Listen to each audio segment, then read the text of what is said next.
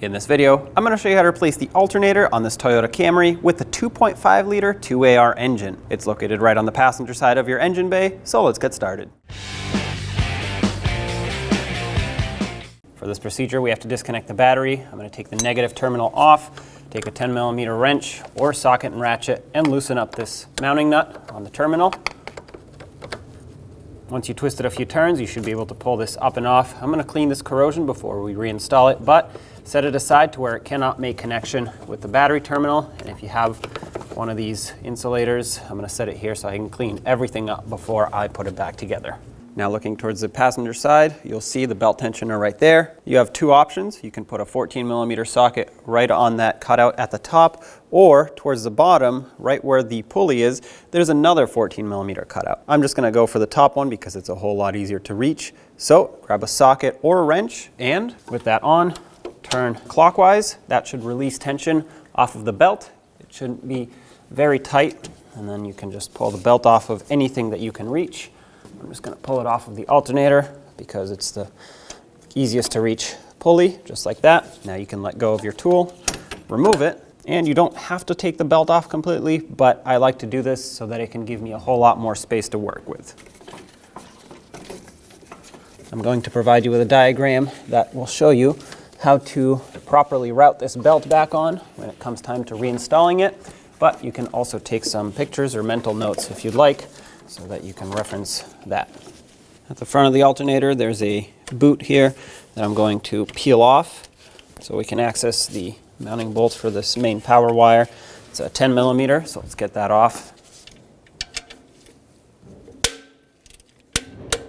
Sometimes these are stuck on here. They shouldn't be very tight, but just make sure you don't damage things in the way. Take that off, pull the wire off. And now right underneath it, right here, there's an electrical connector. This just has a tab on the back side that if you press, you should be able to unplug it. And now if you spread these two wires apart, there's a 10mm bolt right down here holding on this bracket. Remove that. Don't lose it. And you can take the bracket with the harness right off.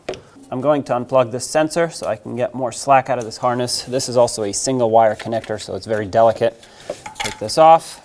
Now you can pull the harness further. Optional, but recommended. Take out this bracket by removing these two 14mm bolts.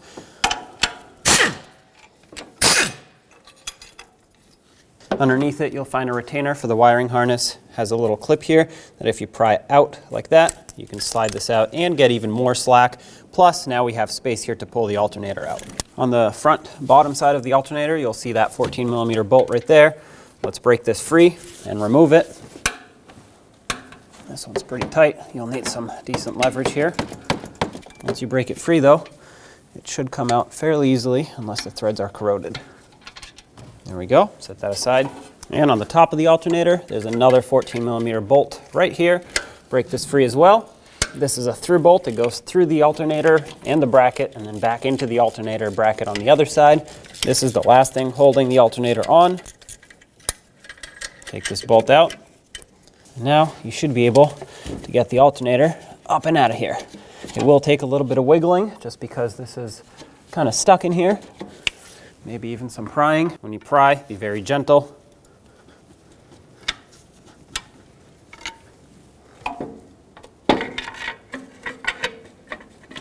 There we go. And you take it right up and out. This is why I wanted to remove this bracket here, because it gives us all the room we need to pull out the alternator. There it is. Push this wiring harness aside, take your alternator and slide it down in here.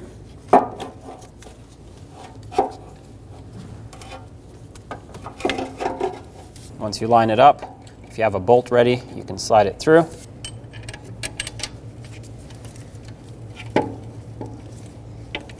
Move this around to get the threads to start in. Sometimes it'll take a little bit. There we go. Once you get this bolt to start, thread it in most of the way. Don't make it tight yet though, because we do still have to line up the bottom.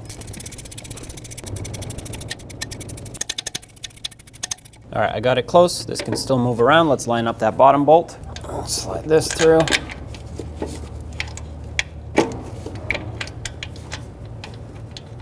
All right, once you get it started, let's bottom this out.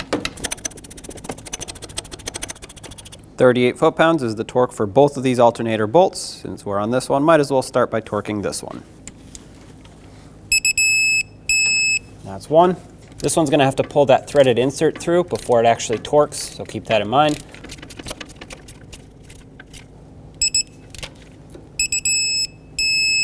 And there you go. Both are torqued. Bring this harness back up and over, and I'm going to start by plugging in this connector down lower here. Make sure that clicks and doesn't pop out. Then clean up your wire if it has corrosion on it. Mine is actually in great condition, so I'm going to slide it right over. Make sure those two hooks line up with the slot, and slide on the mounting nut. Before you tighten it, double check that this is still seated. And when you tighten this, make sure you just snug it, and then maybe a little bit extra, not more, otherwise you can break that stud internally. There you go, about 1/8 of a turn, that's good. And then put this boot back over to protect it from any debris and corrosion. Resecure this bracket with the 10mm bolt. Make sure it sits nice and straight, and snug it down. A little bit further up here, plug in your oil pressure sensor, and right next to it, resecure this harness. Make sure that clicks. Reattach this bracket if you took it off. Put the two bolts in and snug them up. Just going to use a wrench and make sure they're nice and tight. Perfect.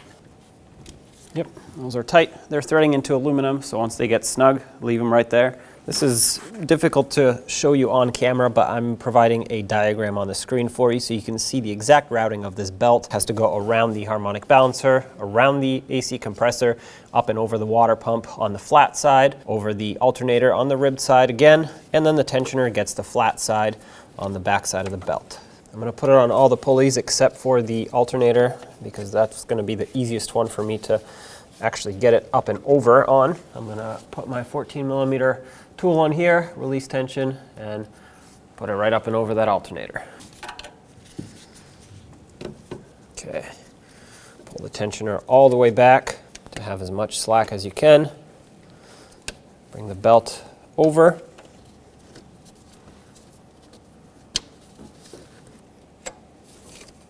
Okay. Before I let go, I'm going to double check it quick. It's on all the ribs here. It's on the water pump nice and centered. I can see that it's on the AC compressor properly and around the entire harmonic balancer.